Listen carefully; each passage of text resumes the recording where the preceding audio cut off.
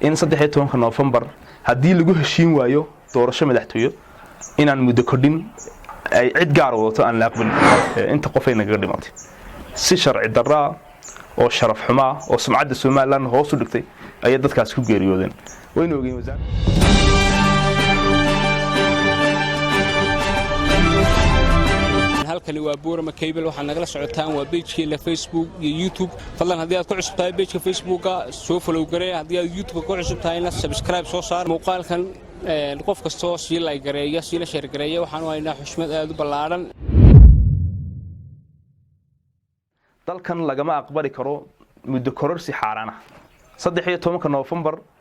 haddii inta ka horeysa lagu heshiin waayo muddo kordhinta iyo doorashooyinka madaxtooyada loogu diyaar garoobay marna aqbali meeno muddo kordhin sharci darro Cabdirashiid Cabdi Jaamac gudoomiyaha garabka dhalinyarada heer qaran ee xisbiga mucaaradka ee wadani oo maanta si gaar ah uga hadlay gudaha magaalada Boorama telefishinka Home Cable ayaa ka hadlay xaaladda siyaasadeed ee dalka arinta u dhaxaysa golayaasha guurtida iyo wakiilada iyo sidoo kale arrimaha doorashooyinka ee dalka aad iyo marka hore u salaamaya TV-ga caalamiga Home Cable TV iyo shaqaalihiisa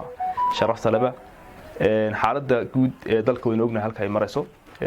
maanta 30 sano 30 sano oo Soomaaliland jirtay cabsi weyn baa waxa weeye soo wajahday shacabkii Soomaaliland sababta ugu weyn waxa weeye xeerarkii iyo shuruucdii aan samaysanay oo waxa weeyaan xukuumadda hadda joogtaana inay ku dhaqmeen golayaashii sharci dejinta aynu dooranay codka ku soo saaranay muddo sanad ka hor xeerarkii ay soo dejiyeen golaha guurtidu sida ay ka yeeleen weyn ognahay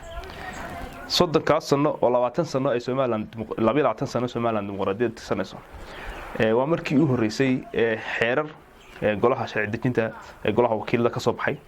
ay golaha guurtidu si sharci darro u celiyaan taas anu ku dheeraan maayo dad baa sharcigeyga iyo shuruucdeeda bartay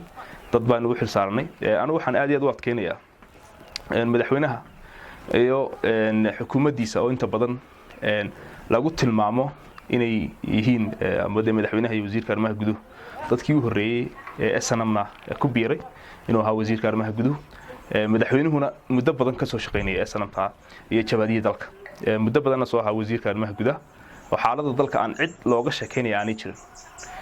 inay maanta iyagii hormuud u noqdeen in dalka ay sharci darro iyo fawdo u horseedaan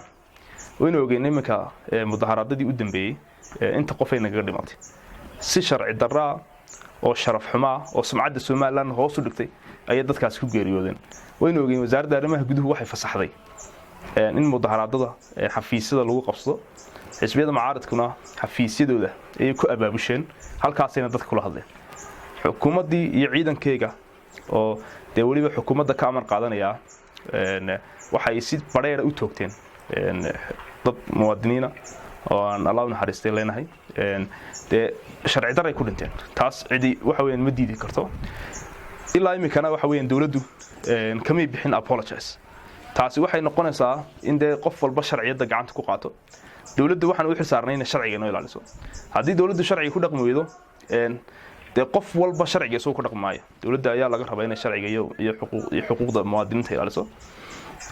xukuumadda hadda joogta iyo xisbigeygu waxa laga kari laayahay laga furfur laayahay war xeerka doorashooyinka madaxtooyada ayaa inoo diyaaray doorashada madaxtooyada noo qabta ilaa iminka madaxweynuhu ka meereysanayaa waxa weeyaan ka dhig adeegaya in 13 November ay kaga egtahay muddadii 5 sano ahayd ee uu xaq u lahaa ee la doortay afkaarta xisbiga xisbigayga wadani iyo asxaabta qaranku waxa weeyaan in 13 November haddii lagu heshiin waayo doorasho madaxtooyo inaan muddo kordhin ay cid gaar wadato aan la aqbalin anigoo ku hadlay afka dhalinyarada asxaabta qaranka aqbali meeno sharci darro xukuumaddan ku dhaqmayso waxaan leenahay kama shaqeynayso dalkan sharci darro Cabdirashiid Cabdi Jaamac gudoomiyaha garabka dhalinyarada heer qaran ee xisbiga mucaaradka ee wadani oo hadalkiisa sii wata ayaa dhinaca kale ka hadlay mas'uuliyiin sarsare oo ka tirsan axsaabta mucaaradka oo muddo ku xidhan xabsiyada dalka iyo qaar ka mid ah muwaadiniin reer Soomaaliland oo lagu soo xidhxidhay mudaharaadadii dhawaan dalka ka dhacay ilaa imika waxa xidhan muddo 2 bilood ku dhawaad dad muwaadiniin oo reer Soomaaliland oo asxaabta qaranka madaxdooda ahaa dad shacab oo waxa weeyaan si salmiyo mudaharaaday kuwa aan mudaharaadayno guryahooga laga soo qabsaday waxaan leenahay xukuumaddu sharciga ha ku soo laabato dadkaasi xaqdaray ku xidhan yihiin sharci daray ku xidhan yihiin waxaan ku adkaynaynaa ku celinayna mar walba dalkan fawdo iyo amni darro ay xukuumaddu wato laga yeeni maayo Axmed Muuse Sheekh Xasan Axmed Buri